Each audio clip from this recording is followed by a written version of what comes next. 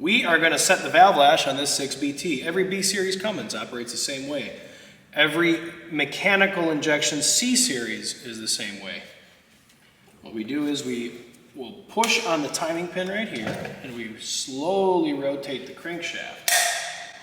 And when you feel the timing pin click in, that means one's at TDC and we can begin our procedure.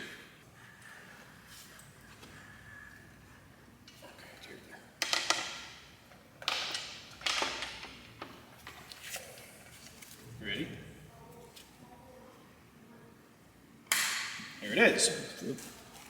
One's at TDC now. We can go ahead and adjust intake exhaust on number 1, exhaust on 2, intake on 3, and then exhaust on 5. I always set our valve lash to 8 and 18, something I've done forever. Cummins spec is 10 thousandths and 20 thousandths, so 10 on your intake and 20 on your exhaust.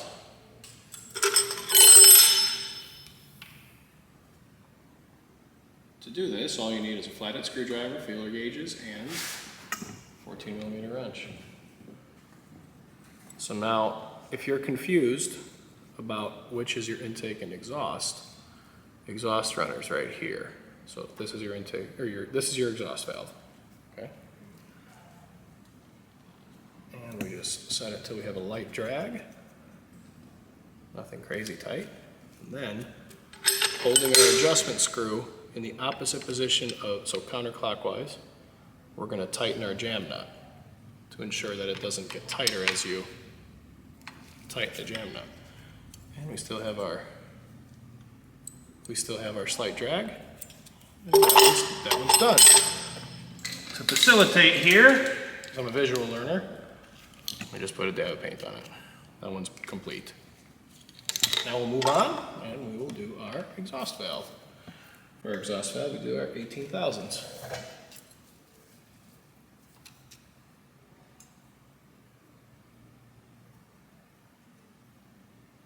Okay. Right there.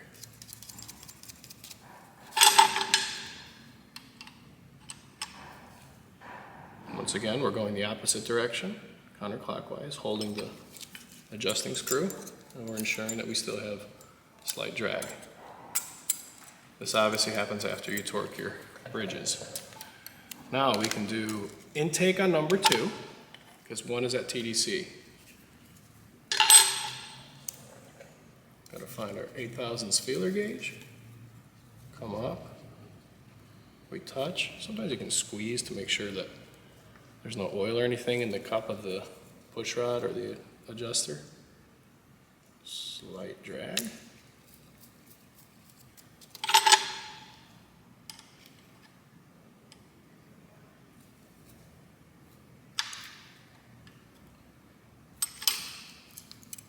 We still have slight drag, which we do. That one's done. Now we'll move on to number 3 exhaust.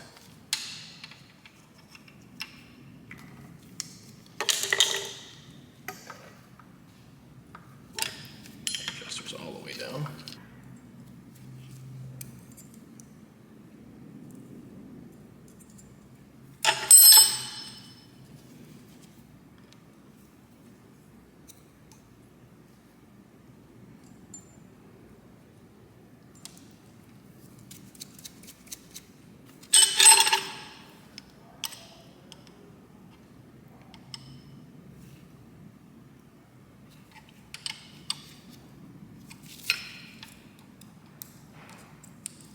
Good.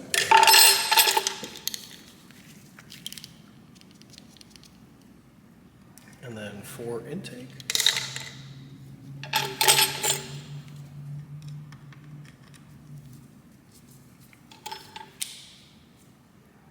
Eighth thou.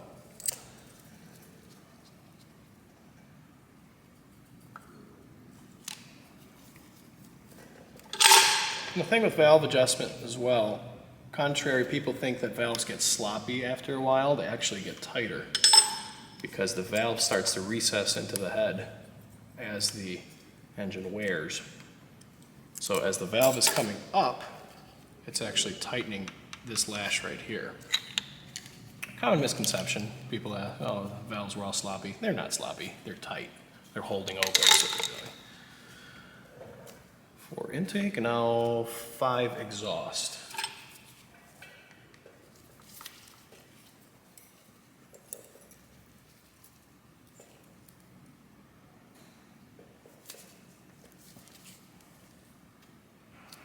Slight drag is what we're looking for.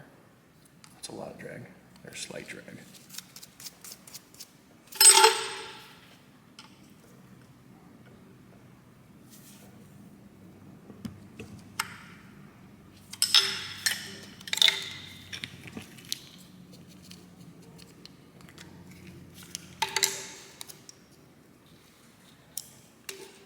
So these are complete. Now what we do is you pull your timing pin out, which sometimes is a royal pain.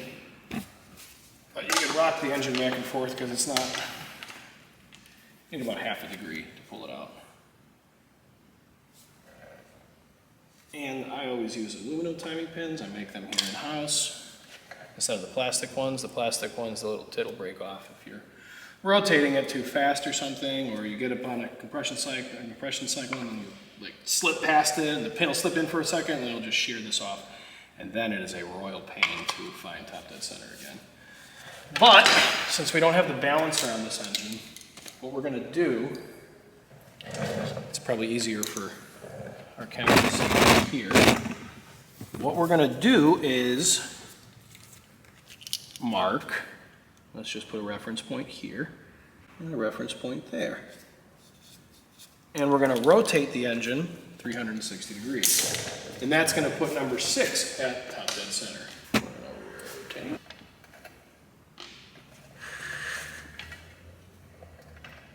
Should be coming pretty close.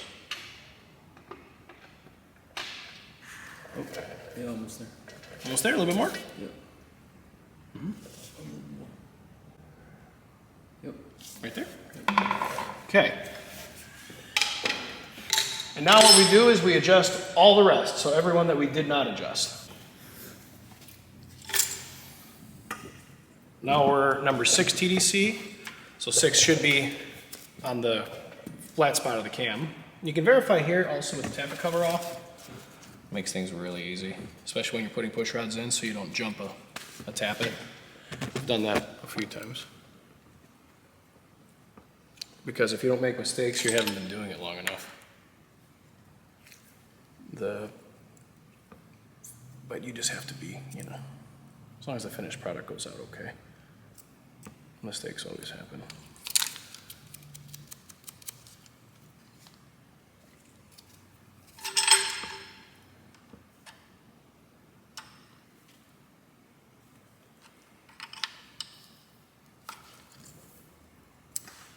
Okay, all right.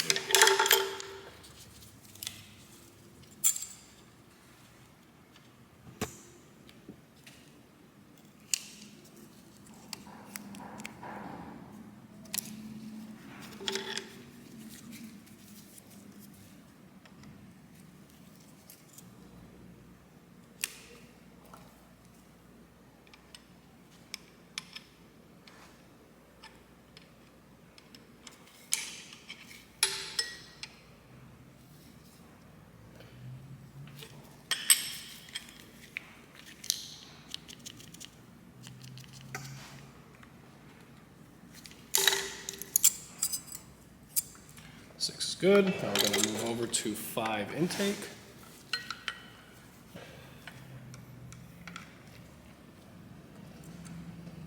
Another thing as well, use a proper screwdriver. This screwdriver is actually a little bit too big, but we're not putting any torque here. A lot of guys will use a little screwdriver and you'll see all these bite marks inside the adjuster. It's a pet peeve.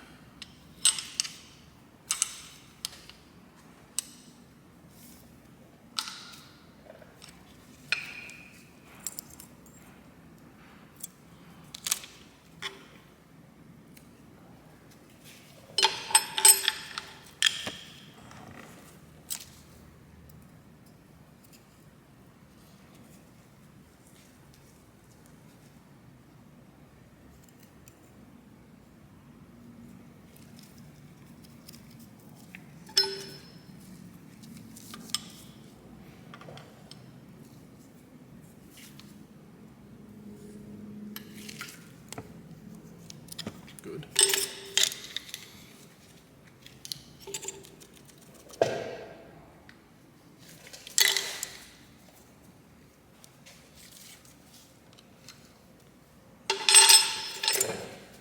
Intake on number 3.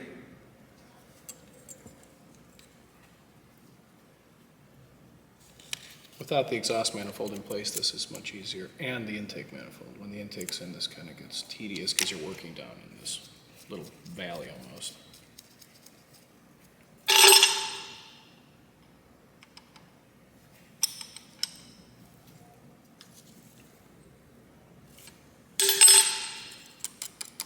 Okay.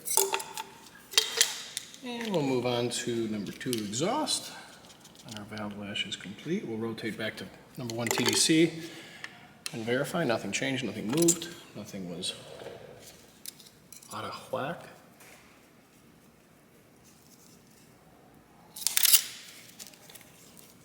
Let's see how we do for setting now. Much better.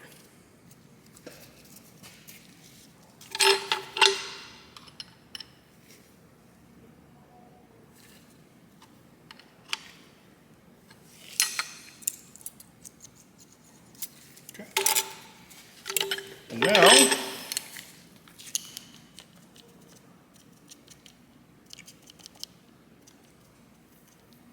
as promised, we will rotate to 1 TDC using our aluminum timing pin.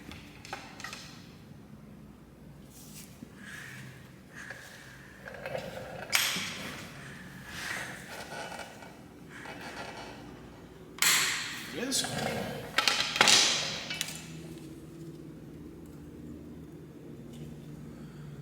Okay, verify. Good.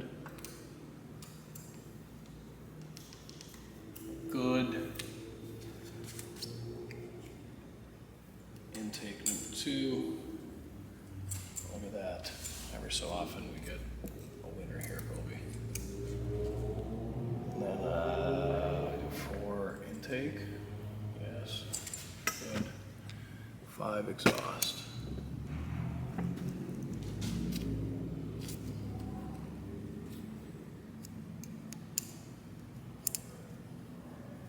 Okay. That is complete.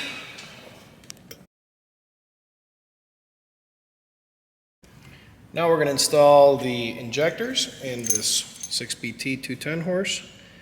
What I like to do is, say the copper washer, if you take that cap off, the washer will fall down in the hole, which most of the time we can just line it up and throw it in there. These are 7mm tips. The early, before 1991, they had 9mm tips. So don't buy a cylinder head and then have your wrong injectors and have to deal with that. We put a little bit of anti-seize there and it'll hold the copper up. We anti-seize the body of the injector and then the nut. That way, in 12 years, we can get them apart. Tips off, make sure to stay clean. Come over here. Make sure we line the detent. I'll show you on the next one. Start your nut. And that's all. It's good practice just to leave the cap on top and leave the return plug in until you are ready to install the injection lines and the return rail. Just keep everything clean. What I was saying earlier is this detent ball has to face, there's a little groove here in the head. Can you see it in there? That's got to fit proper.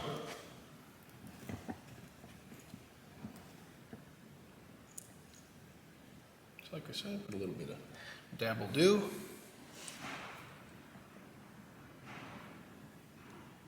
And it just makes things a lot easier. We've had to remove cylinder heads just to get injectors out.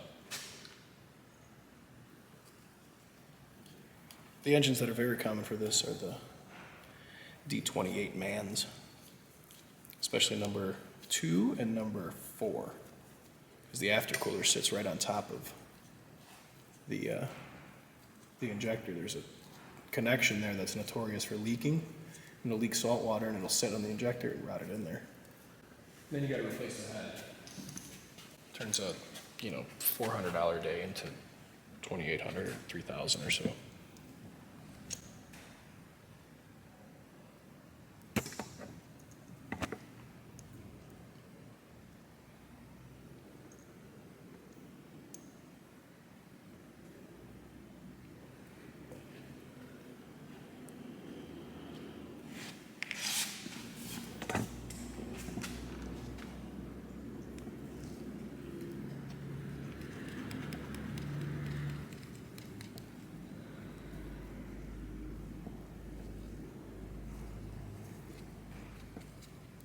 Seated there afterwards.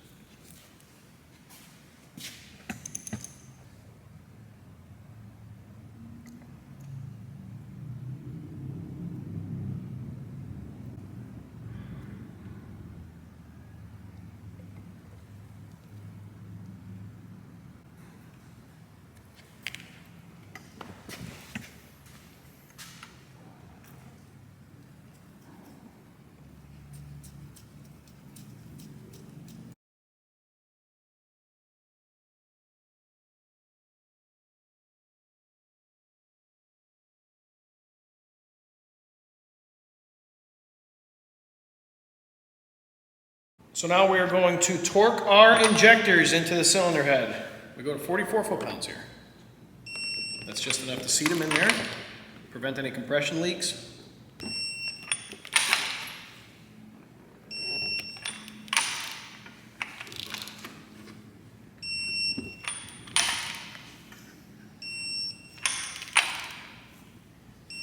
And that's it.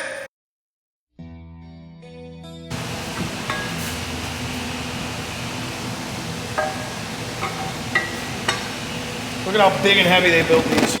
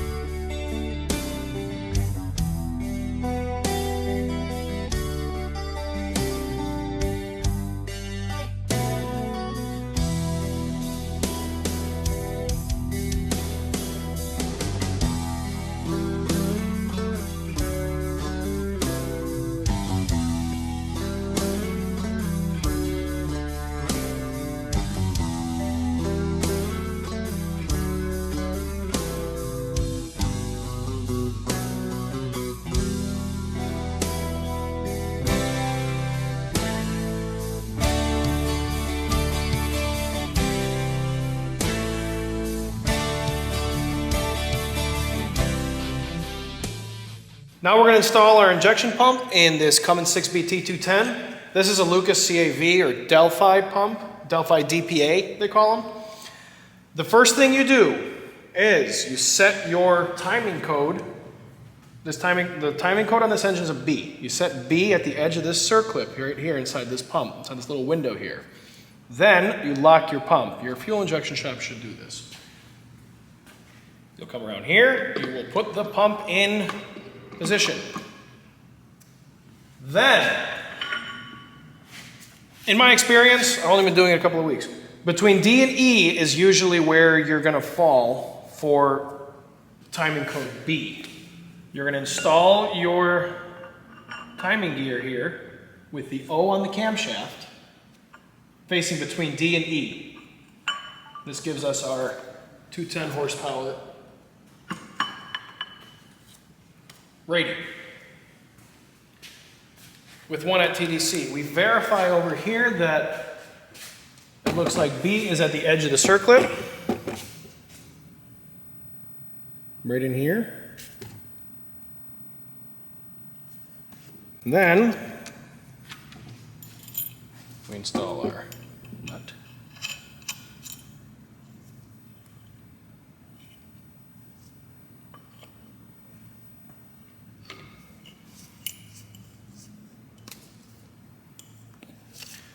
This torque, after you've started the nut on the pump, we can go ahead and torque it now.